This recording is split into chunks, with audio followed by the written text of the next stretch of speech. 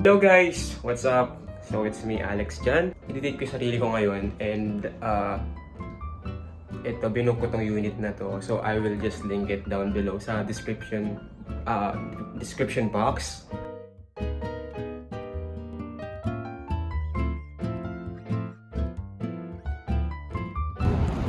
Bibili tayo ngayon ng pagkain natin. Walang dalang equipment, nakakasar. Yan, so silsil tayo, handheld.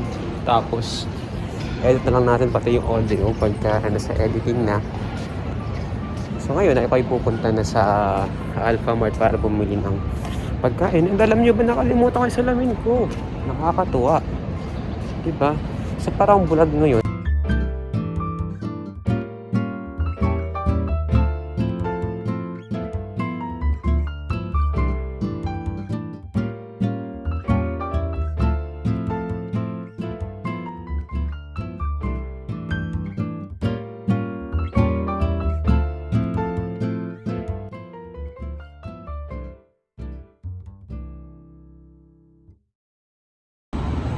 So tapos tayo bumili.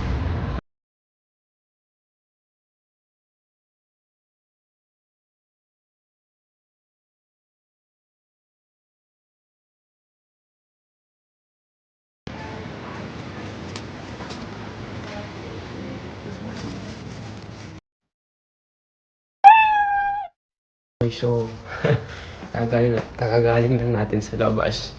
Ngayon ito yung mga pinamili natin at isisinop muna natin ito sa mga dapat nilang talagyan.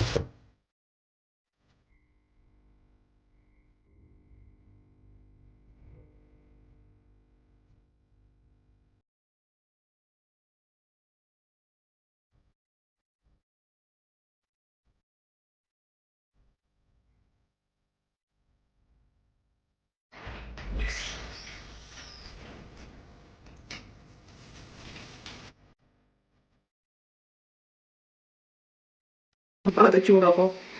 Parang pagod na pagod. So ngayon ay mag-prepare ako ngayon ng aking dinner. Ito, binuksan ko na yung cup noodles.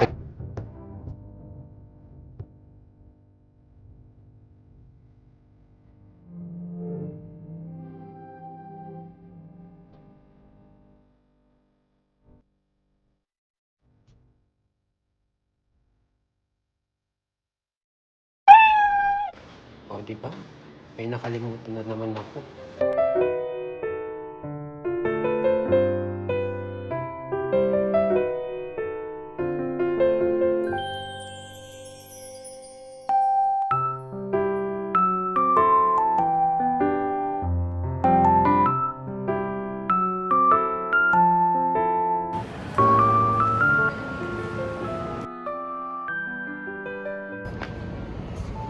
Okay, so lalabas tayo ulit para bumili nung nakalimutan kanina.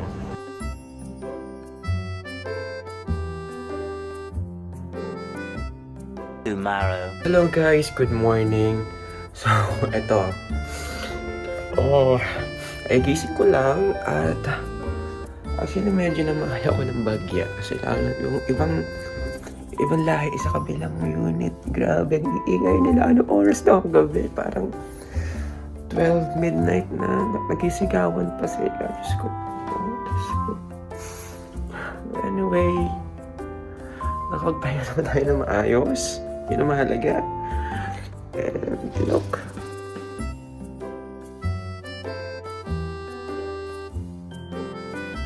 We are at the 10th floor. Tapos ngayon, nag-prepare na tayo ng breakfast. Kasi mag-isama naman ako dito. Mapapakainin ko. Sarili ko lang din. So, ayun. Samahan niyo mag-prepare ng breakfast. Try ko muna kayo dito.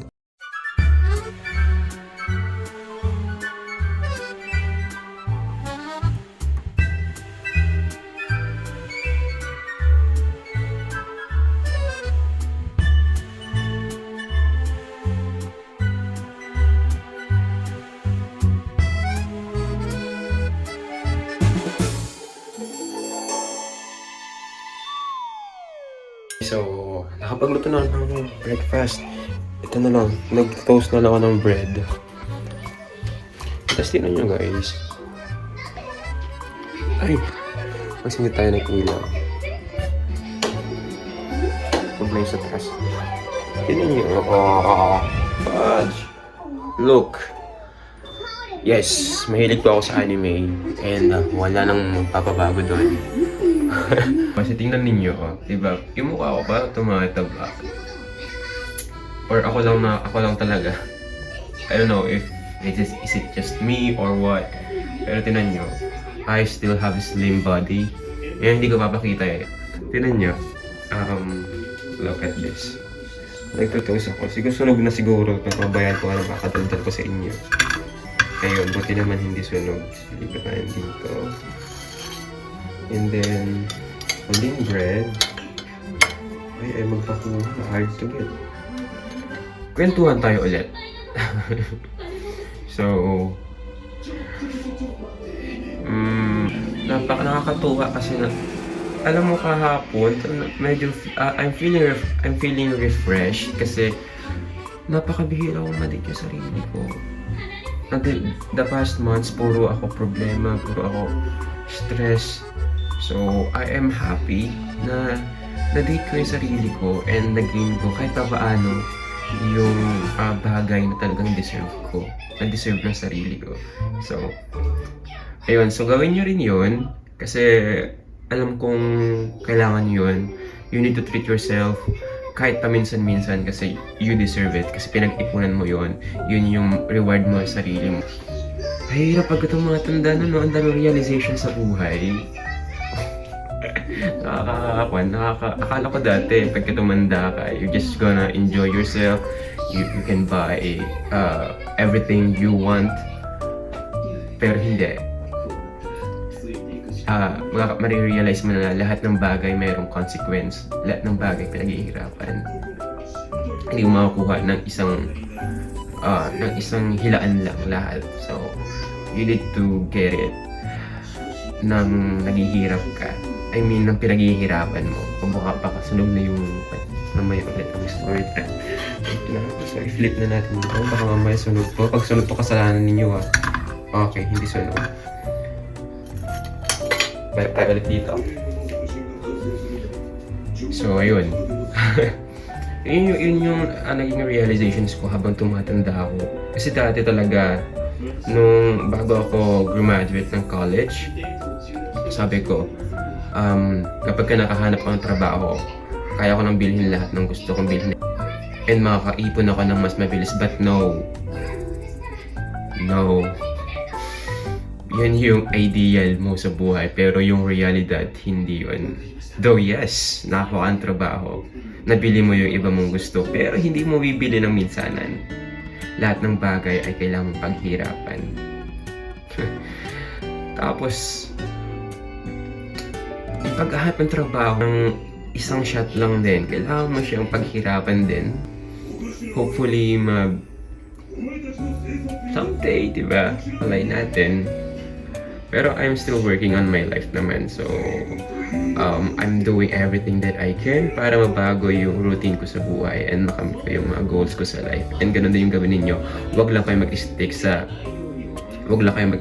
isang goal. Kumbaga, dapat madami kayong goals, madami kayong options na pwedeng gawin sa buhay. One eternity later. So, tapos na tayo magluto. Tapos tayo magluto ng ating breakfast. And ito yung breakfast natin. Ayan. So, gagawa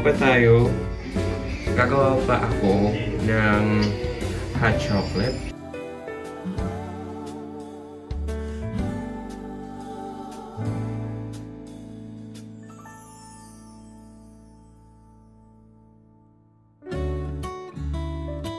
Okay, so guys, nakapagayak na ako and meron toothpaste dito.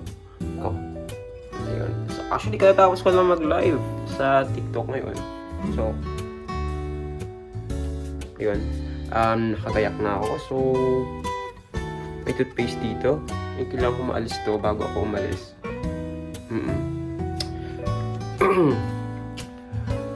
Yan. Grabe. Oh. Mas okay yung mukha ko sa kahapon. Talagang kahapon na wala. halata bang pagod na pagod yung itsura ko kahapon. So, huwag natin pag-usapan yun. And, ayun guys, so, sana, nag-enjoy kayo sa ating vlog na wala namang kakwenta-kwenta. At kapag may gusto kayong makitang content sa channel na to, wag kayo mag-utubiling mag-comment sa comment section natin. Ayun. See you guys next time. Ingat!